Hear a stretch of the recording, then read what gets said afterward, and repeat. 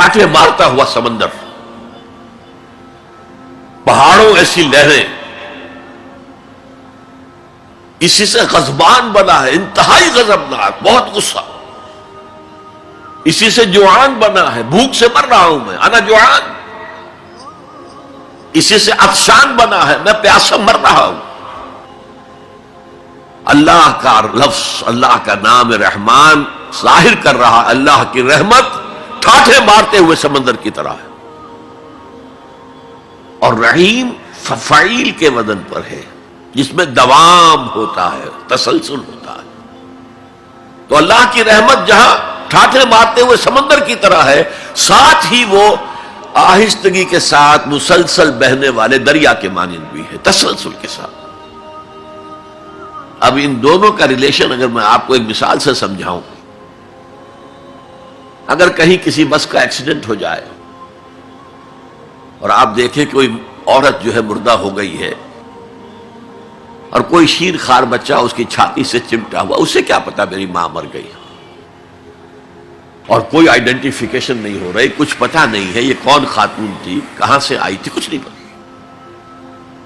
آپ بتائیے اس وقت کون سا انسان ہوگا جس کے دل میں رحمت کا دریا جوش نہ مار جائے، اس بچے کی سرپرستی میں کر لوں، یہ انسان کی فطرت ہے۔ لیکن جب وہ گھر لے جائے گا تو ہو سکتا ہے کچھ دن کے بعد وہ محسوس کرے کہ میں نے خامخواہ کو یہ بوجھ اپنے اوپر لے لیا ہے، میرے تو اپنے بچے بہت تھے۔ گویا کہ جوش تو آیا، دوام اس میں نہیں ہے۔ اللہ کی رحمت ٹھاٹھے مارتے ہوئے سمندر کی طرح بھی ہے، اور اس میں دوام ہے، دریاؤں کا سا دوام، تسلسل سے بہنے والا۔ اور سب سے پیارا میں کیوں کہہ رہا ہوں یہ نام، ہمیں سب سے بڑی ضرورت رحمت کی ہے۔ دیکھیے اللہ رازق ہے، اللہ رازق ہے، ہمیں رزق دیتا تاکہ ہم زندہ رہیں، اور اس نے ہمیں زندگی اس لیے دی ہے لِيَبْلُوَكُمْ أَيُّكُمْ أَحْسَنُ عَمَلًا، تاکہ تمہارا امتحان لے۔ تو رزق دینا اس کی ضرورت ہے، میری ضرورت نہیں ہے۔ مجھے زندہ رکھنا چاہتا ہے تاکہ وہ امتحان میں دوں تو وہ رزق دے گا مجھے۔ لیکن رحمت کون سی چیز ہے؟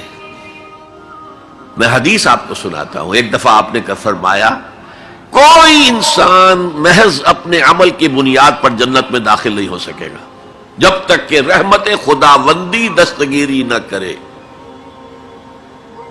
اسی صحابی رضی اللہ تعالی عنہ نے بڑی ہمت سے، جرأت سے، بلکہ ہم کہہ سکتے جسارت سے کام لیا کہ پوچھ لیا حضور کیا آپ بھی؟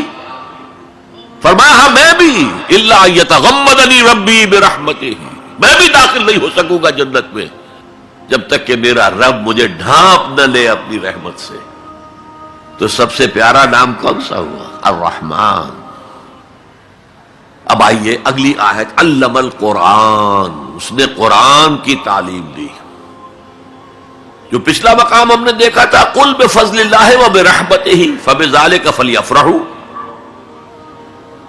اس اللہ تعالی نے قرآن کا علم دیا، لیکن آپ سوچئے جو دوسرے علوم ہیں وہ کس نے دیے ہیں؟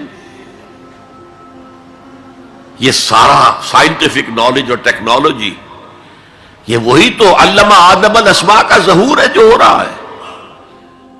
پوٹینشلی یہ سارا مادی علم حضرت آدم کی شخصیت میں ودیت کر دیا گیا تھا، پوٹینشلی۔